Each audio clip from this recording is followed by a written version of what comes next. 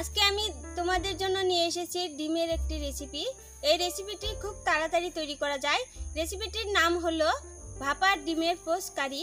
ডিমের এই পোস্ট তৈরি করতে কোনো রকম তেলের প্রয়োজন হবে না। তো চলো এই রেসিপিটি কিভাবে তৈরি করছি তোমরা দেখতে থাকো। এখানে আমি 3টে ডিম নিয়েছি। ডিমগুলোকে এখন আমি ভাপের মাধ্যমে পোস্ট তৈরি করব। এই পোস্টগুলোকে তৈরি করব বাটির সাহায্যে। এখানে আমি 3টে বাটি নিয়েছি। এখন আমি বাটির গায়ে তেল লাগিয়ে নেব যাতে ডিমগুলো বাটির সঙ্গে লেগে না ধরে।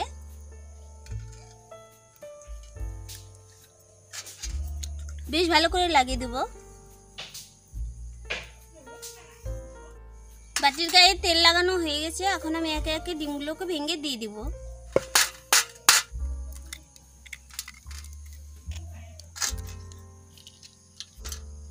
একটু নুন ছিটিয়ে দিচ্ছে।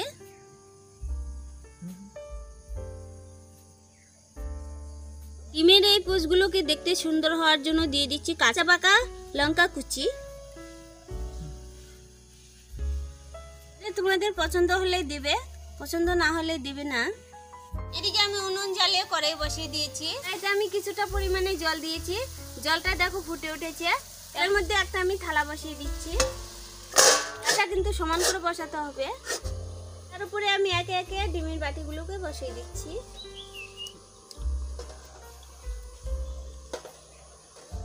এখন আমি ঢাকনাতে ঢেকে পুরো হাই হিটে 5 মিনিট জাল করে নেব।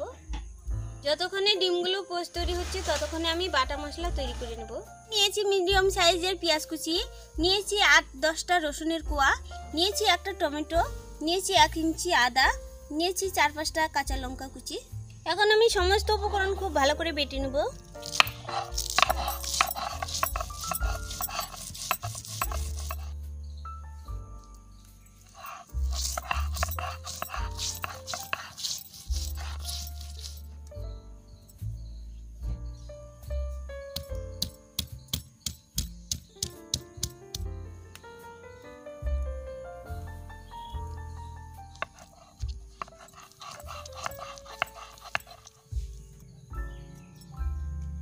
বাটা মশলা আমার একদম তৈরি। এখন আমি ঢাকনাটা তুলে দেখে নিচ্ছি ডিমের পোস্টটা তৈরি হয়েছে কিনা। একদম তৈরি হয়ে গেছে। দেখো দেখতে কতটা সুন্দর লাগছে। এখন আমি একে একে তুলে নিচ্ছি।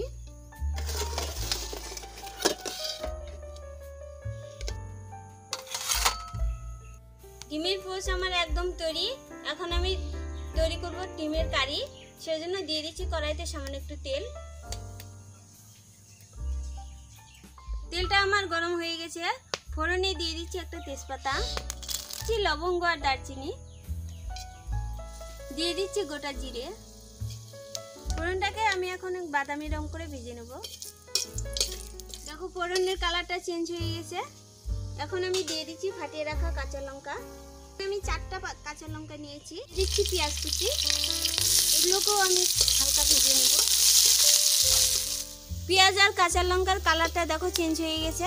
এখন আমি একে একে দিয়ে দিব বাটা মশলাগুলোকে। দিয়ে দিচ্ছি আদা বাটা, দিয়ে দিচ্ছি রসুন বাটা, পেঁয়াজ বাটা, টমেটো বাটা, দিচ্ছি জল।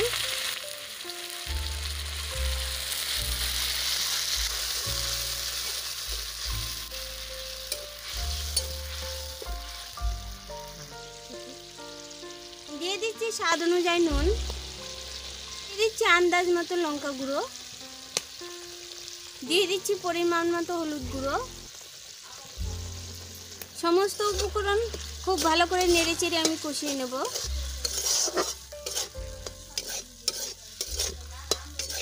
দু মিনিট আমি এটাকে ঢেকে রাখছি। 2 মিনিট পর আমি ঢাকনাটাকে তুলে নিচ্ছি। মশলাটা দেখো আমার কষানো হয়ে গেছে। সাইড দিয়ে তেল ছাড়তে শুরু করে দিয়েছে।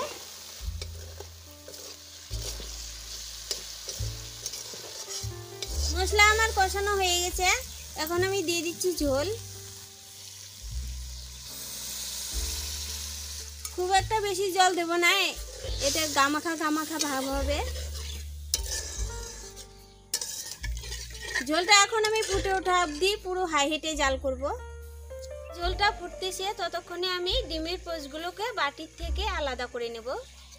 সাইড দিয়ে চামচের পিছন দিকটা দিয়ে ঘুরিয়ে নেবে, তাহলে খুব সুন্দরভাবে ছুটে আসবে।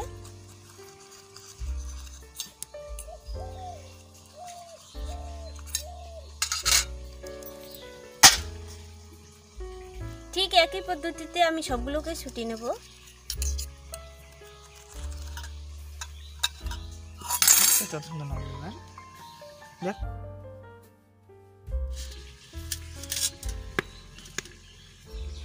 দেখলে কত সুন্দর ছুটে গেল, দেখতেও কতটা সুন্দর লাগছে। দেখো একটা ডিমের পোচও কিন্তু ভেঙে যায়নি। এদিকে আমার ডিমের কারি একদম তৈরি। এখন আমি ডিমের পোচগুলোকে ছেড়ে দেব।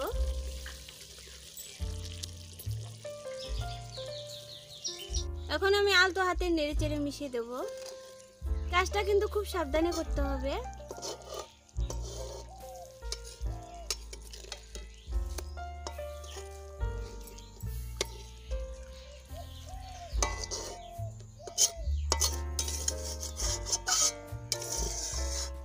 এখন আমি এর উপরে দিয়ে দিচ্ছি কাঁচা লঙ্কা কুচি।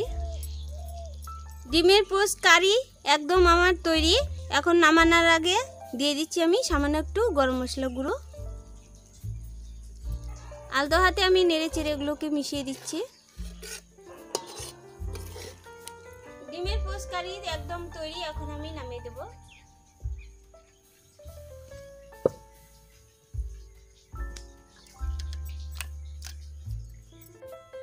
দেখলে খুব সহজ পদ্ধতিতেই খুব সুস্বাদু একটি রেসিপি তৈরি করে নিলাম। অবশ্যই বাড়িতে তৈরি করবে এই রেসিপিটি। আশা করি আজকের এই রেসিপিটি সকলেরই খুব ভালো লেগেছে।